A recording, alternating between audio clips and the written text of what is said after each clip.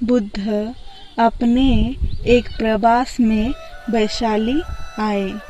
कहते हैं कि उनके साथ 10,000 शिष्य भी हमेशा साथ रहते थे।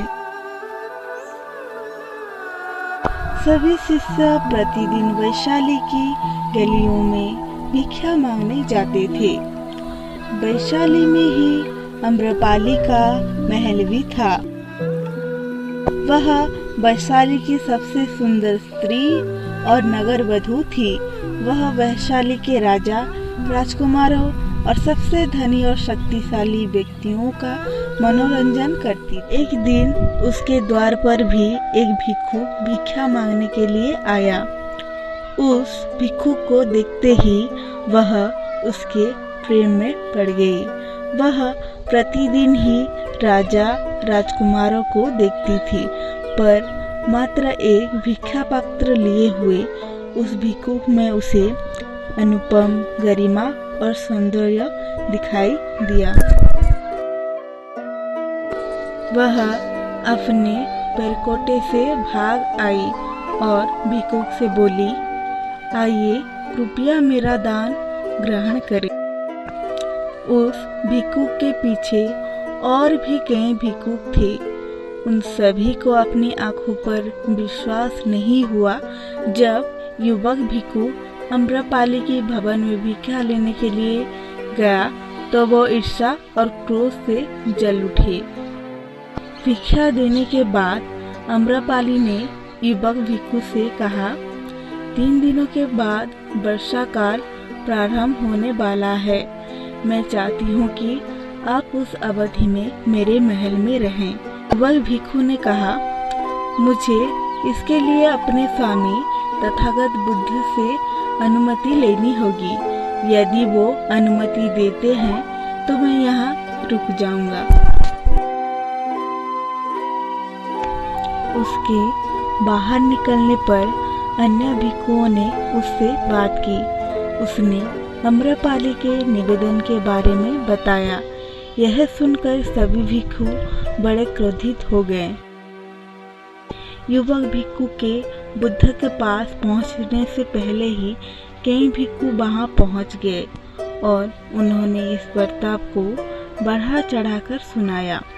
वह स्त्री वेश्या है और एक भिक्षु वहां पूरे 4 महीने तक कैसे रह सकता है। बुद्ध ने कहा, शांत रहो, उसे आने दो। अभी उसने रुकने का निश्चय नहीं किया है। वह वहाँ तभी रुकेगा जब मैं उसे अनुमति दूंगा। युवक भिक्षु आया और उसने बुद्ध के चरण छूकर सारी बात बताई। आम्रपाली यहाँ की नगर वधू है। उसने मुझे चतुर्माह में अपने महल में रहने के लिए कहा है। सारे भिक्षु किसी न किसी के घर में रहेंगे। मैंने उसे कहा कि आपकी अनुमति मिलने के बाद ही मैं वहाँ रह सकता हूँ। बुद्ध ने उसकी आंखों में देखा और कहा, तुम वहाँ रह सकते हो। यह सुनकर कई भिक्षुओं को बहुत बड़ा आघात पहुँचा। वे सभी इस पर विश्वास नहीं कर पा रहे थे कि बुद्ध ने एक युवक शिष्य को एक वेश्या के घर में 4 मास तक रहने के लिए अनुमति दे दी। सारे नगर में एक ही चर्चा हो रही है। एक युवक भिक्षु आम्रपाली के महल में 4 महीने तक रहेगा। बुद्ध ने कहा, तुम सब अपनी चर्चा का पालन करो। मुझे अपने शिष्य पर विश्वास है। मैंने उसकी आंखों में देखा है कि उसके मन में अब कोई इच्छाएं नहीं है। यदि उसका धर्म अटल है तो आम्रपाली भी उससे प्रभावित हुए बिना नहीं रहेगी, और यदि उसका धर्म निर्बल है तो वह आम्रपाली के सामने समर्पण कर देगा।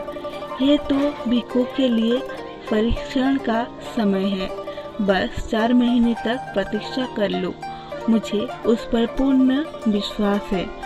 वह मेरे विश्वास पर खड़ा। 4 महीनों के बाद युवक भिक्षु बिहार लौट आया और उसके पीछे पीछे अम्रपाली भी बुद्ध के पास आई। अम्रपाली ने बुद्ध से भिक्षुणी संघ में प्रवेश देने की आज्ञा मांगी।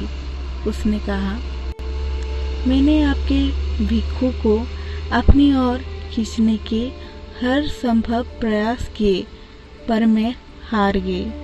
उसके आचरण ने मुझे ये मानने पर विवश कर दिया कि आपके चरणों में ही सत्य और मुक्ति का मार्ग है।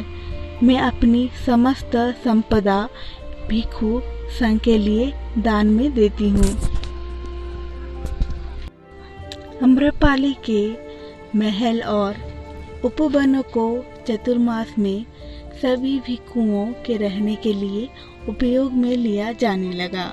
वह बुद्ध के संघ में सबसे प्रतिष्ठित भिक्षुणियों में से एक थी।